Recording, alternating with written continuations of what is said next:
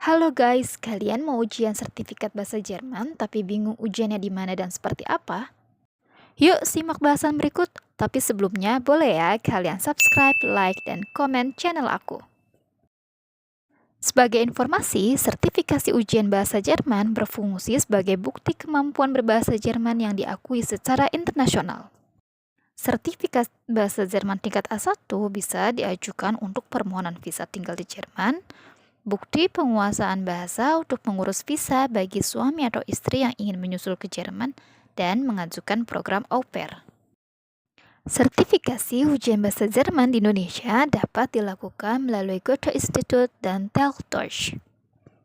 Di video ini, aku ingin membahas perbedaan ujian berbicara atau Mündliche Prüfung tingkat A1 dari Goethe Institut dan Teltosh. Bisa kita lihat di sini, di ujian berbicara Teil 1 atau Mündliche Prüfung Teil 1 di bagian pertama, sama-sama permintaannya adalah sich vorstellen atau memperkenalkan diri.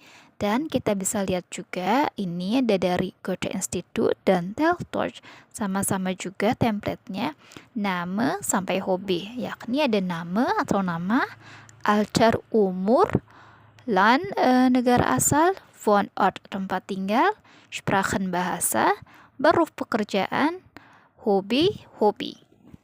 Di sini dapat kita lihat atau kita bisa simpulkan bahwa Mündliche Prüfung Teil 1 sich vorstellen dalam ujian Goethe Institut dan Teltosh tidak ada perbedaan atau sama. Nah, untuk memperkenalkan diri dalam bahasa Jerman atau sich vorstellen dengan poin-poin yang diminta baik dari Goethe Institut atau Teltosh dalam rangka ujian tingkat A1 bahasa Jerman, kalian bisa lihat video yang lainnya. Kemudian kita lanjut ke Teil 2. Dari Goethe Institut kalian diminta untuk Informationen erfragen und geben. Sedangkan di Teltosh kalian diminta Informationen bitten und Informationen geben. Nah, sebenarnya kedua ini perintahnya adalah sama, ya, hanya memakai kosakata yang berbeda. Padahal secara konsep ujian Teil 2-nya sama seperti yang di Teil 1 juga sama, ya. Di sini kita lihat contohnya. Untuk yang dari Goethe Institut, kalian akan mendapatkan kartu. Zum Beispiel Zeitung, di sini koran kartunya. Nah, kita bisa baca sama-sama di sini.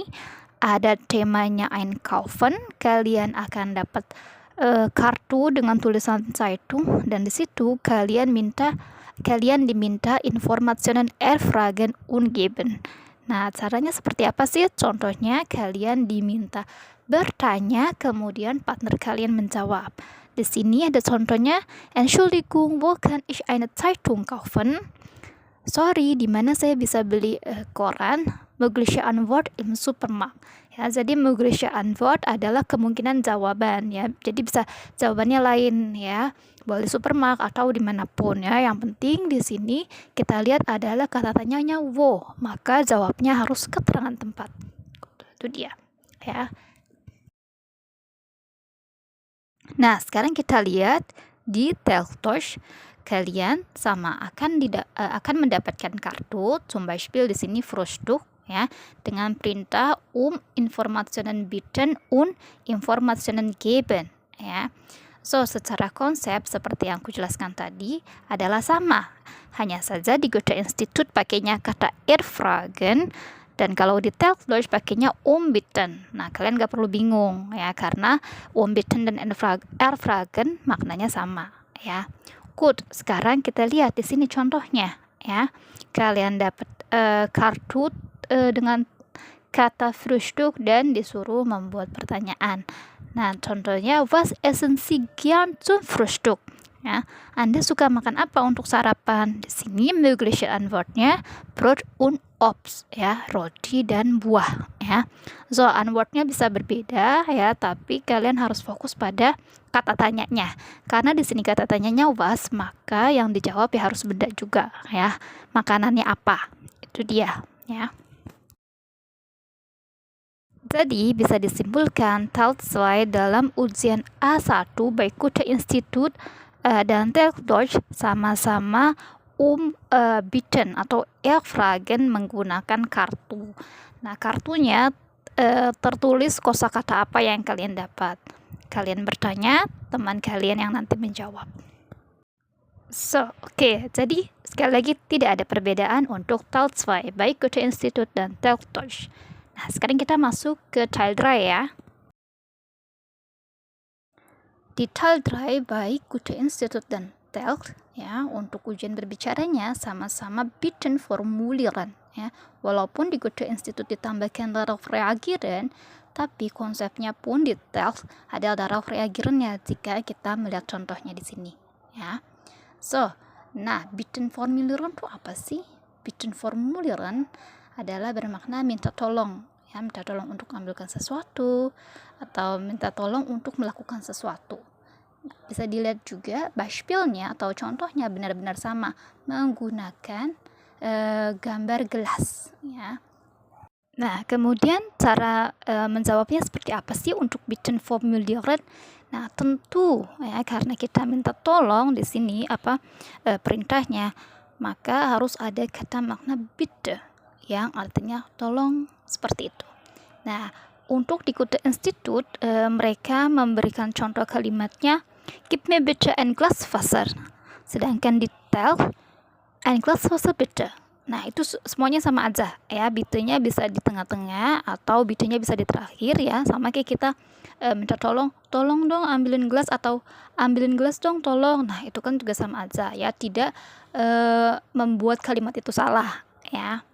Good, kemudian darauf reagierennya atau reaksinya ya. Di sini di Goethe-Institut dijawab dengan hier bitte ya, bermakna ini. Sedangkan di Teil ya, darauf reagierennya adalah hier bitte ya, sama seperti di Goethe-Institut, atau di sini memberikan contoh tut mir leid ich habe keins, maknanya sorry saya nggak punya, seperti itu. Jadi dapat disimpulkan Teil 3 sama juga dengan Teil 2 dan Teil 1 ya, perintahnya adalah sama ya. Untuk Teil 3 bitte formulieren. Nah, kemudian pertanyaannya, mendingan Goethe-Institut atau Teil Deutsch? Nah, karena kalian sudah melihat bentuk soalnya dan semuanya mirip, baik itu Goethe-Institut dan Teil Deutsch ya, di ujian berbicara A1, jadi balik lagi ke kalian masing-masing, tergantung dari kalian dan tergantung juga situasinya. Apakah di Goethe-Institut misal kuotanya masih tersedia ya, atau waktunya sesuai dengan yang kalian mau, begitupun juga di Teil. Jadi pilihan ya, boleh di Goethe-Institut, boleh di Teil Deutsch ya, karena secara bentuk soal semuanya sama, tidak ada perbedaan. Nah, nanti mungkin aku akan menjelaskan untuk mündliche Prüfung yang di B1, karena yang di B1 itu justru ada perbedaannya ya. Tapi kalau di yang A1 ternyata setelah kita bedah tidak ada bedanya sama sekali.